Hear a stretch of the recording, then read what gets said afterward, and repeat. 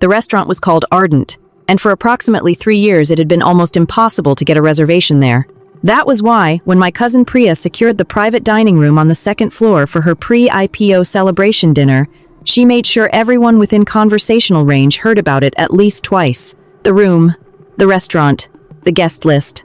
Those things mattered to Priya. They always had. To her, they were evidence of something. I had spent most of my adult life trying to understand exactly what they were evidence of.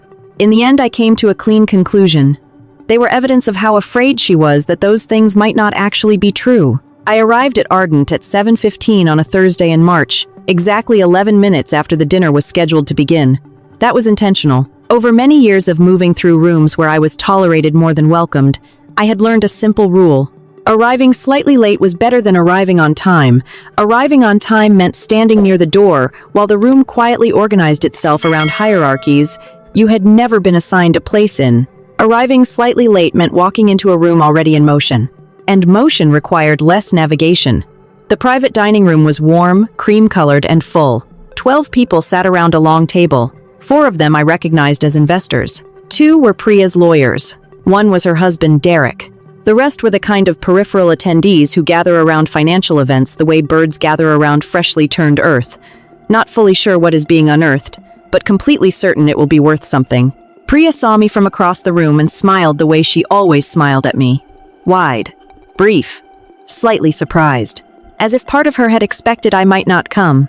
She was wearing a green silk dress, her hair down, and she was genuinely beautiful in the way certain people become beautiful when they are standing at the center of something they have wanted for a very long time. I recognized that glow. I understood it. I had felt it myself too, but quietly, in rooms where no one was watching. "Ria," she said, air kissing my cheek. "You made it." "I made it," I said. She guided me toward a seat at the far end of the table. Not the far end in the openly dismissive sense. I want to be precise about that. It was the far end reserved for people whose presence was courtesy rather than necessity. I had been assigned that end of tables my entire life. I sat down, adjusted my napkin, smiled at the man to my left, who turned out to be the vice president of operations at one of Priya's supplier companies, and who spent the first 20 minutes telling me about his daughter's lacrosse tournament in a way I found genuinely pleasant. The dinner unfolded the way these dinners always do. Wine, then bread, then the particular social rhythm of people performing confidence for one another. Priya held the room well. She always had. She knew when to be precise with numbers, and when to warm the air with personality. She had built her company, Luminary Health Technologies, a mid-sized health data analytics firm based in Chicago, through a combination of real product vision and the particular social intelligence of someone who understood that, at a certain level, business is mostly about making people feel they are in the right room. She had built it from something I had a hand in creating. That was the part she did not mention. Let me go back, because this story needs that shape. My Aunt Sita, Priya's mother, my mother's older sister, came to the United States from Ahmedabad in 1987, married my uncle Vikram, and over the next 20 years built a mid-sized healthcare staffing company in Chicago called Meridian Medical Staffing. By every account, she was formidable.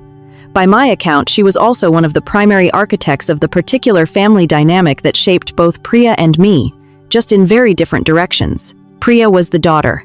She was trained inside the company from childhood. She sat in board meetings at 15. She understood the language of business before she understood algebra. In the family cosmology, she was the inheritor. I was the niece. I visited on holidays. I was smart, and everyone in the family agreed that I was smart, but smart in the way families describe as academic or theoretical.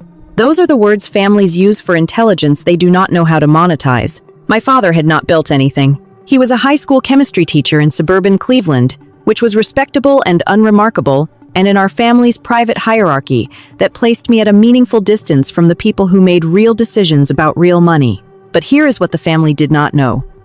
When Priya started Luminary Health Technologies in 2018, she came to me first.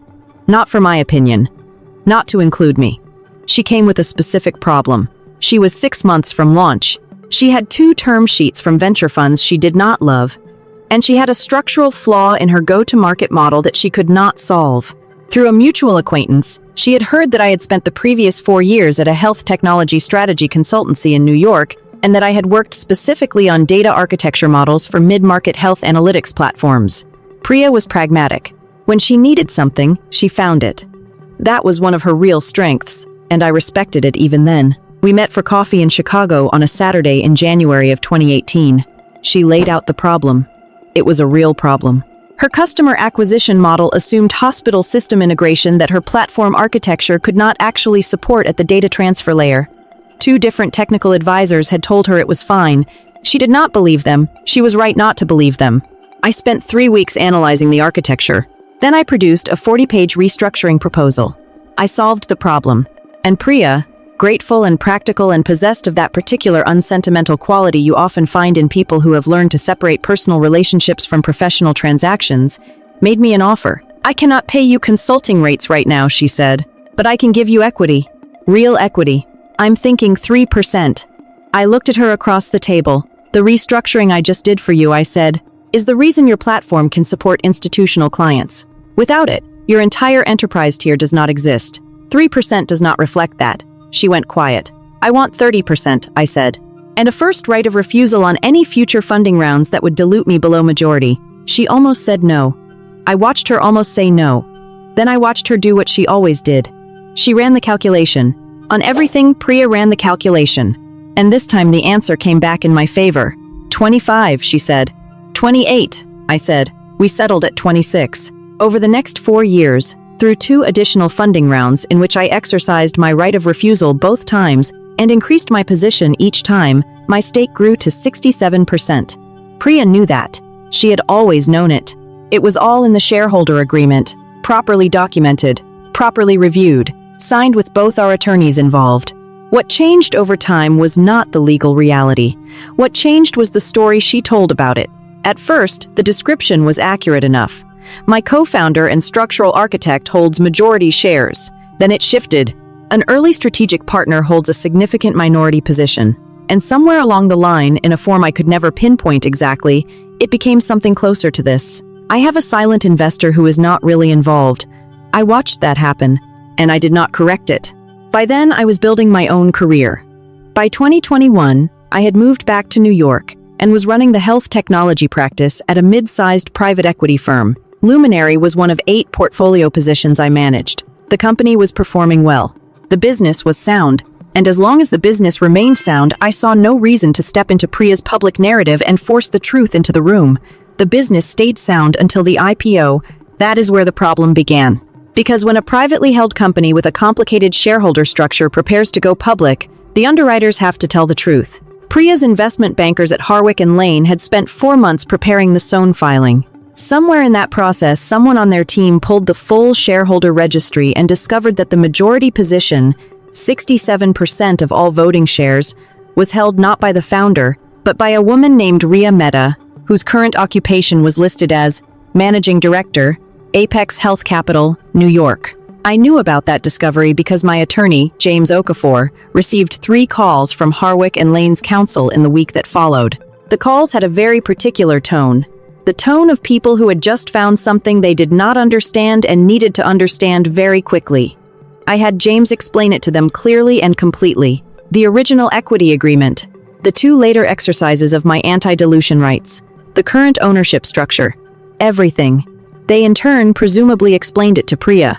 And that is what brought me to Ardent, to the far end of the table, adjusting my napkin while everyone toasted her vision.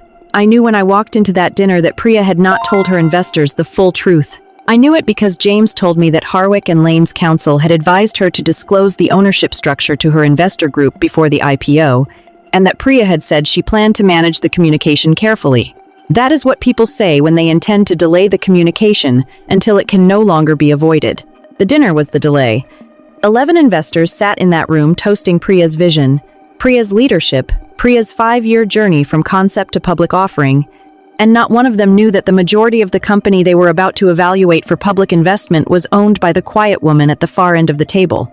So I ate my appetizer. I talked to the lacrosse father about the Mid-Atlantic regional rankings, which I knew absolutely nothing about, but found surprisingly easy to navigate with the right questions. I drank water. I watched Priya work the room with her blend of warmth and precision, and I felt something I did not want to feel. Something dangerously close to admiration. Admiration unresolved and pressed right up against grief. Because Priya was good at this. That was the truth. She was genuinely good at the human side of building a company. Not the architecture, not the data models, not the shareholder agreements, but the other part, the part that in some ways matters even more. The ability to make people believe, to transmit vision, to hold a room. I was not good at that part. I was good at the part that made the room worth holding. In the beginning, those two things had complemented each other. Over time, that complementarity had been erased from the public record. I had been moved quietly to the far end of the table, and apparently that was the arrangement. The arrangement was about to change. My phone buzzed at 9:15. A text from James. Harwick and Lane received the formal shareholder disclosure filing 20 minutes ago. Per the agreement, they are required to notify their underwriting committee. You will hear from them tomorrow. I put the phone back in my bag. Dessert arrived. Then Priya stood to give a toast. Warm. Personal. Specific in the way that reveals preparation. She thanked her team. She thanked her investors. She described the journey. She used the word built 11 times. I counted, not out of spite, but because counting is a habit you acquire after years of analyzing systems. She did not mention me. I was looking down at my dessert fork when Derek, Priya's husband, leaned toward the investor on his right, a man named Garrett Ashby, whose fund held a significant Series B position, and said conversationally, without even bothering to lower his voice, honestly, watching Ria try to talk business is painful. Painful. He said it the way people say things at tables after enough wine, when they believe they are speaking quietly and are actually speaking just loudly enough to reveal who they really are. Garrett nodded slightly and glanced at me with the polite non-expression of someone being invited into a minor social classification. I smiled, silently, adjusted my napkin again, and I thought, 2 more days. My firm was called Apex Health Capital, and I ran the health technology practice, which meant I spent most of my working hours in a state of focused, detailed, relentless analysis that I found genuinely sustaining. I was not, contrary to Derek's lazy assessment, painful to watch discuss business. If anything, I was too precise for most social settings. I had been told that by people who liked me, which is the most trustworthy kind of criticism. My colleague and closest friend at work, a Nigerian-British woman named Ad Obi, who ran our diagnostics portfolio, used to joke that I communicated in financial models the way other people communicated in facial expressions. Fluently, rapidly, in a medium that felt perfectly transparent to me and occasionally impenetrable to everyone else. It was not unfair. Ad was also the person I called in February when I first realized the IPO process was going to force a disclosure I had never intended to weaponize. You are not weaponizing it, she told me. I am exercising a legal right that I have held for 6 years, I said. But I am exercising it at a moment that will cause maximum disruption to someone I know personally. Did she cause you maximum disruption when she took credit for architecture you built and moved you into the category of silent investor every time she talked about the company? Ad asked. I said nothing. The timing is not the weapon, she said. The timing is the IPO process doing what IPO processes do. You did not choose the timing. Harwick and Lane chose the timing the moment they pulled the shareholder registry. She was right. But there was another truth, too. I could have called Priya before the dinner, before the formal filing, before the underwriters got pulled in. I could have said, we need to talk about how this disclosure happens. I could have managed it quietly, given her time to prepare the investors, allowed the story to be told in a way that softened the impact. I chose not to do that. I want to be honest about that. I reviewed the options. I made a decision. And that decision was to let the legal process move forward exactly as it was designed to move forward. I would like to say it was purely because that was the cleanest, most proper course. But that would not be the whole truth. The whole truth included Derek saying painful to a table full of investors who were about to evaluate a company I owned 67% of.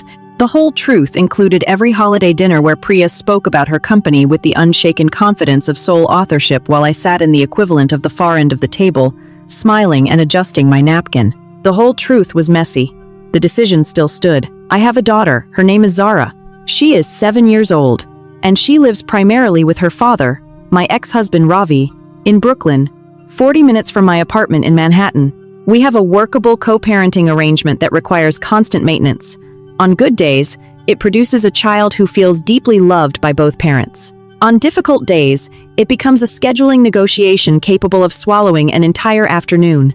Zara was with me that weekend, the weekend after the IPO dinner, the weekend before the filing hit Priya's investors. We went to the Brooklyn Botanic Garden on Saturday because Zara was going through a phase of intense fascination with carnivorous plants, and I was fully committed to supporting it. We spent 45 minutes in the greenhouse, and without any prompting, she asked me how a Venus flytrap knew when to close. It counts, I told her. It has tiny hairs inside the trap. If one hair gets touched, nothing happens. If 2 hairs are touched within about 20 seconds, then it closes. Zara considered that with the intense seriousness she brought to all new information. So it waits, she said. It waits, I confirmed. 1 touch is not enough. It needs 2. She thought about that for a long moment. Then she said, "That is smart. So it does not waste energy closing on things that are not really there." I looked at my daughter.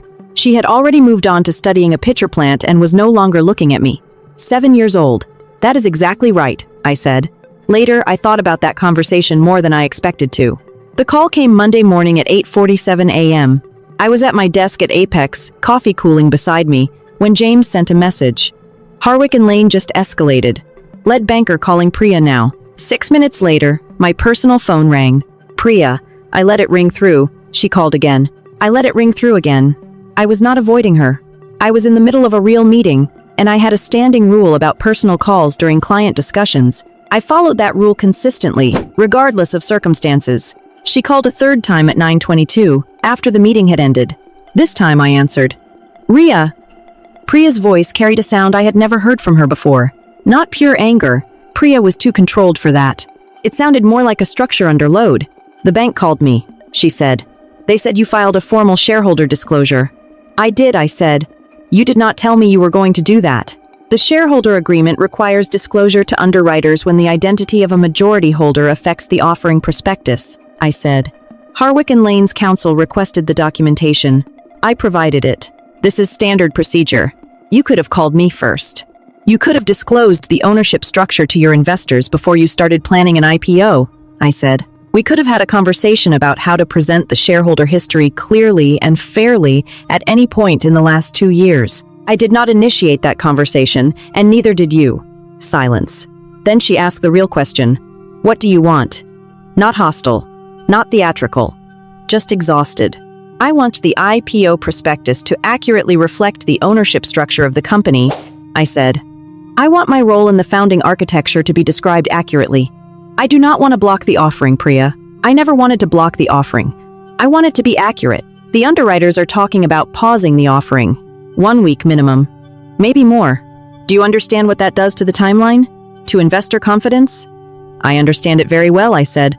I am a managing director at a private equity firm that has evaluated 47 IPOs in the last 6 years. I understand exactly what a disclosure complication does to a timeline. Another silence. Longer this time? Then she said, Why? After all this time, you could have told them the same thing a year ago. A year ago, you were not about to list a company with an inaccurate ownership presentation in the prospectus, I said. The legal obligation did not exist a year ago. It exists now. Then I stopped, because she was right. That was not the only reason. Priya, for all her faults, had always been able to hear the real current under a conversation. She waited. I could feel her waiting. No, I said finally. That is not the only reason. She did not interrupt. Derek told Garrett Ashby I was painful to watch discuss business, I said. At a dinner full of investors who were about to evaluate a company I own 67% of, while you stood up and gave a toast about everything you built. I built half of it, Priya, the half that made the enterprise tier possible, and I sat at the far end of the table and smiled and adjusted my napkin and said nothing. Silence again. I do not want a different percentage, I said. I do not want a title. I do not want credit in the press release or anywhere else. I want the prospectus to be accurate. I want the people who are about to make investment decisions based on this company's story to know what the actual story is. That is all. I could hear her breathing on the other end of the line. That is going to be a hard conversation, she said at last, with the investors. Yes, I said. I imagine it will be. Will you be there if I set up the meeting? I considered it. Yes, I said. I will be there. The investor disclosure meeting was held 10 days later in a conference room at Harwick and Lane's Chicago office. 11 investors. Priya, her lawyers, her CFO, Brenda Walsh, James, me. I want to describe Priya clearly in that room, because she is not the villain of this story, even if she behaved badly inside it. She sat at the head of the table with the posture of someone who had made a decision to face something directly rather than survive it sideways. And when the meeting began, She presented the full shareholder history with clarity and without deflection. She described my role in the founding architecture accurately. She said specifically, Ria solved a structural problem that made the enterprise product possible. Her equity position reflects that. I should have been clearer about this in earlier communications, and I was not. It was not enough to erase what had happened, but it was true. And she said it with the composure of someone who had finally accepted that truth was what the moment required. I respected that. In the complicated way I had come to respect Priya, with full awareness of everything that respect had to coexist with. Garrett Ashby asked me 3 technical questions about the platform architecture. I answered all 3 without notes, precisely, in the exact manner Ad had once described as communicating in financial models. After the 3rd answer, he nodded slowly with the expression of a man revising his estimate upward in real time. The offering was delayed by 9 days. It was not canceled. With the accurate prospectus filed and the full shareholder picture disclosed, the institutional investor community received the information and largely folded it into their analysis without the catastrophic collapse of confidence Priya had feared. The IPO launched. It performed modestly. Not the explosive first-day pop Priya had projected, but a stable, legitimate opening that reflected the company's actual value rather than a polished narrative. Over the following 6 months, I sold 12% of my position on the open market, the rest I held. After that, Priya and I did not speak about what came next between us. The relationship hung in suspension. Not broken, not repaired, not denied, just suspended. We were connected now through a public company, through blood, and through the very specific history of 2 women who had needed each other at a particular moment and had handled that need imperfectly in different directions. My mother called me in April, after the IPO had settled. She had heard about everything through the family. The family always heard eventually, passed through the elaborate telephone network of Indian ants, with an efficiency that would have embarrassed formal intelligence services. Sita called me, she said. She is upset. I imagine she is, I said. She said you tried to destroy Priya's company. The IPO launched, I said. The company is public. Priya is the CEO of a publicly listed health technology company. I do not think that qualifies as destruction. My mother went quiet in the way she did when she was arranging the right words. She had spent 30 years as a chemistry teacher's wife watching her sister build something huge, and she knew more about the complicated mathematics of success and comparison than she usually admitted. She should have told the truth from the beginning, my mother said finally. About your role. About what you did. Yes, I said. You should have said something sooner. Yes, I said. Probably. So you are both wrong. That sounds about right, I said.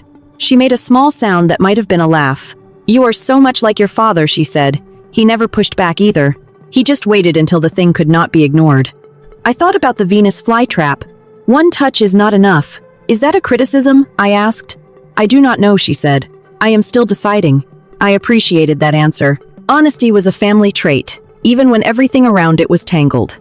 Then she said, there is something I need to tell you about Derek. In June, 2 months after the IPO, Priya and Derek separated. I do not say that as punishment. I do not say it as consequence. It had nothing to do with me. It had everything to do with years of small erosions in a marriage that had been under professional pressure for a long time. Priya told me that herself on a phone call, the first genuinely personal conversation we had shared since the disclosure meeting. He said, I changed, she told me. After the IPO, after the meeting. Did you? I asked. I do not know. Maybe I stopped performing a version of myself that needed him to agree with everything. I thought about that. That is not a small change, I said. No, she said. It is not. We talked for an hour. It was the longest we had talked about real things since 2018. When she came to me with a problem she could not solve. And I solved it. And she paid me in equity. And we each quietly filed the other away into a category easier to manage than the truth. Because the truth was this. We were more alike than either of us had wanted to admit. 2 women from the same family, different advantages, different deficits. Each one had built something real. Each one had, at different moments, handled the other badly. I did not tell her I was sorry for the timing of the disclosure. I was not sure that I was, but I did tell her the company was good. I told her the platform architecture we built together was worth taking public. I told her I had never wanted to take anything from her, only to be accurately accounted for. She went quiet for a long time after that. Then she said, I know. I knew that. And I told myself a different story anyway. It was easier. I know. I said. We did not resolve it. There was no neat resolution waiting for us. There is still a company we both own. Her 29%. My remaining 55%. The rest distributed among investors. And there is still a shared history more complicated than either of us wanted it to be. And there is still the open question of what we make of one another, now that the false story has been replaced by the true one. In May, Ad and I went for a run in Central Park. It was one of those mornings that makes New York feel like a gift instead of a sentence. Bright, mild, the park in early bloom. Ad ran faster than I did by a meaningful margin and had the kindness to slow down without making me ask. How do you feel about it now? She asked. Complicated, I said. Specifically, like I did the right thing and also did it partly for the wrong reasons. The outcome is correct. The process was messy. And Priya and I might actually be able to be something to each other now that was not possible before. And Derek said I was painful to watch. And he was wrong about that, but it still landed. It lands because you let it land, Ad said. That is not a flaw, I said. That is just being a person. We ran in silence for a while. Past joggers, past strollers, past a man with 3 dogs who looked as though he was having the best morning of anyone in the city. Then I said, she called me the week after the IPO. Not about business, just to talk. That means something, Ad said. It means something, I agreed. I am just not sure what yet. The most honest answer possible, she said. Then she picked up the pace, and I matched it, and we ran through the clean May morning while the park bloomed around us whether anyone was watching or not. Here is what I know. I know that in 2018 I built something real, and that it was used without full acknowledgement, and that I waited longer than I should have to require the truth to be told. I know the waiting was partly strategy, partly conflict avoidance, and partly the specific exhaustion that comes from living your whole life at the far end of tables, telling yourself again and again that this is not the moment to make a thing of it. I know that the IPO launched. I know the company is public. I know the architecture I design now sits at the center of a platform used by 340 hospital systems to analyze patient data. And I know that this fact is worth something independent of whether anyone at a dinner table in Chicago ever chooses to acknowledge it. I know that Zara is 7. I know she will turn 8 in August. I know she currently cares very deeply about how carnivorous plants make decisions.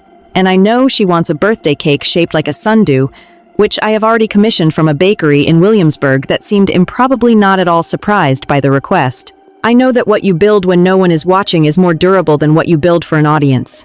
I know silence is not the same as absence. I know the difference between a weapon and a tool is sometimes nothing more than the hand that holds it.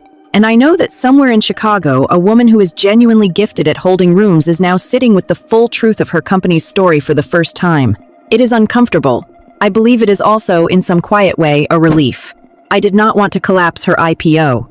I wanted the truth to be accurate. In the end, both things happened. And neither one is the end of the story. Because the end of the story has not arrived yet. It may not arrive for a long time.